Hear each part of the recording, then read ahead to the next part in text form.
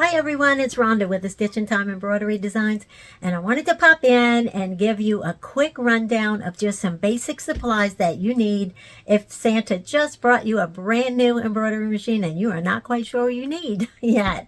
Walking into a sewing store can be overwhelming, so I'm just going to give you a rundown of just a few basic supplies that you need to get started. You can look at all the fancy stuff later, but all you need right away is needles. You'll need extra needles. These are 7511 embroidery needles. That's what you're going to use most of the time. Later down the road, you might use, smaller needles or larger, but for the most part, you're probably going to use that almost always. Bobbin thread. My machine uses 60 weight bobbin thread. It comes in black or white. Grab a spool of each. You're going to need some more of that. Embroidery thread. I actually use 40 weight polyester embroidery thread. You can find kits where you're going to get all the basic colors that you might need.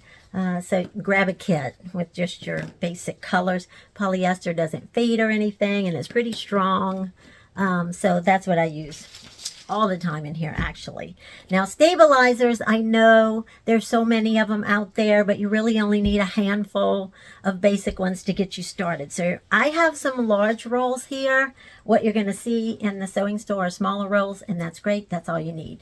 I just buy it in bulk because I use a lot of it. So you need a 2.5 ounce medium weight cutaway. That's going to be pretty versatile and you'll be able to use this a lot.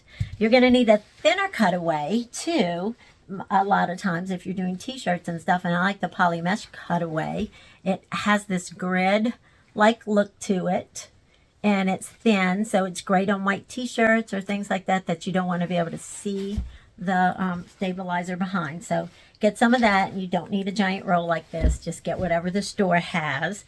There's also iron-on Polymesh, which honestly I rarely use, but if you're new at this and you or new at hooping shirts and things like that, then you might want this iron on to make it just a little bit easier. Later down the road when you learn to hoop really well, you'll find that you don't really need that so much. You're going to need a tearaway for some things, so get a roll of tearaway. This is medium weight tearaway, just like we got the medium weight cutaway. And then we have a few specialty toppings. Those are the basics, cutaway and tearaway.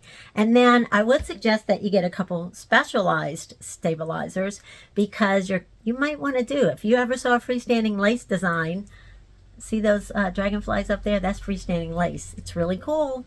And it's just thread when it's finished. So we stitch it out on something that is water soluble. So it washes away after. And it is a special design. It has to be digitized and created to be able to stay together like that. But this is what you stitch it out on. It's a wash away stabilizer. And it looks very similar to the Polymesh. But this stabilizer will melt in water. So after you stitch out your design on it, you can soak it in water. It's all going to dissolve and just the design will be left. And that is how those dragonflies are done back there. But it's a wash away stabilizer. You'll probably need some of that at some point in time. This is a wash away topping. And let me see if I have an edge there. It's kind of clear and see-through. It's really thin. It's not stabilizer. This is what you're going to put on top of towels or anything with a high pile or nap so that it helps hold it all down and the thread goes on top of it instead of sinking in it. So you will need this if you're going to do, you're probably going to do some towels, starting out. So you're going to need some of that too. Wash away topping.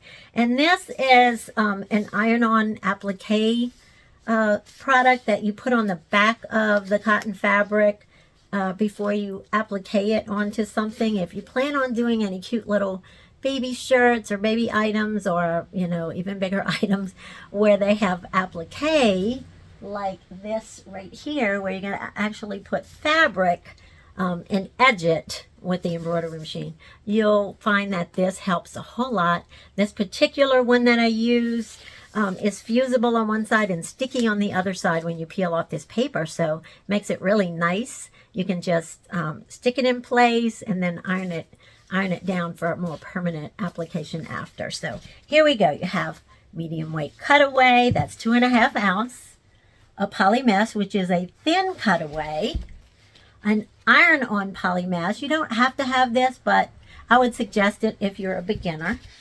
A medium weight Tearaway, a wash-away stabilizer, a wash-away topping, and a product if you want to do applique. And this one's not necessary either, but you never know. You might want to do that. So there you go. Just a few basic things. You don't have to feel so overwhelmed, and good luck with your new embroidery machine. We'd love to have you over in our Facebook machine embroidery group, Embroidery Room Reality. I'll put the link below and hope to see you there. Bye.